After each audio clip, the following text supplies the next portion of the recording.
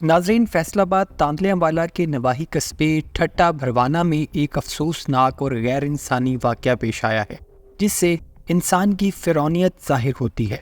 ہوا کچھ یوں کہ ٹھٹا بھروانا میں ایک محنت کش رب نواز کی پالتو گدھی کا چھوٹا بچہ ایک شہباز نامی ذمہ دار کی مکئی کی فصل میں گھس جاتا ہے اور اس کی فصل کو کھانے لگتا ہے۔ تو اس پر شہباز نامی ذمہ دار غصے میں آ جاتا ہے اور سزا کے طور پر اس بے زبان گدھی کے چھوٹے بچے کی زندہ ٹانگ کاٹ کر اس کے جسم سے الگ کر دیتا ہے۔ گدھی کا بچہ درد کے مارے چیختا رہا، لیکن اس ظالم شخص نے اس پر کوئی رحم نہ کھایا۔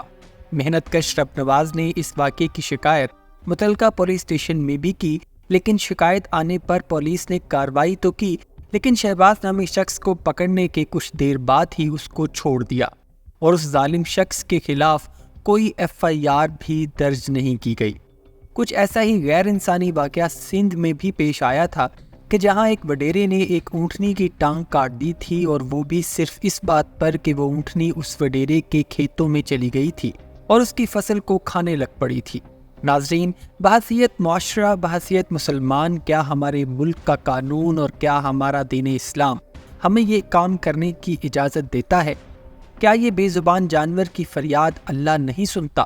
بالکل سنتا ہے، اور حشر میں یہ لوگ اس کا جواب بھی دیں گے۔ ناظرین، فیصل آباد تاندلیاں والا کے نواحی قصبے ٹھٹا بھروانا میں ایک افسوسناک اور غیر انسانی واقعہ پیش آیا ہے جس سے انسان کی فرعونیت ظاہر ہوتی ہے۔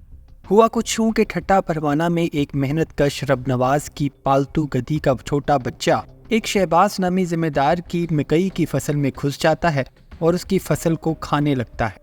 تو اس پر شہباز نامی ذمہ دار غصے میں آ جاتا ہے اور سزا کے طور پر اس بے زبان گدھی کے چھوٹے بچے کی زندہ ٹانگ کاٹ کر اس کے جسم سے الگ کر دیتا ہے۔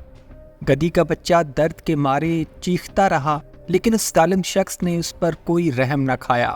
محنت کش رب نواز نے اس واقعے کی شکایت متعلقہ پولیس اسٹیشن میں بھی کی، لیکن شکایت آنے پر پولیس نے کارروائی تو کی، لیکن شہباز نامی شخص کو پکڑنے کے کچھ دیر بعد ہی اس کو چھوڑ دیا اور اس ظالم شخص کے خلاف کوئی FIR بھی درج نہیں کی گئی۔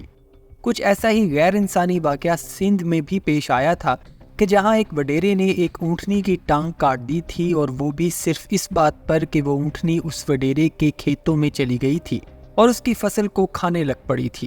ناظرین، بحیثیت معاشرہ، بحیثیت مسلمان، کیا ہمارے ملک کا قانون اور کیا ہمارا دین اسلام ہمیں یہ کام کرنے کی اجازت دیتا ہے؟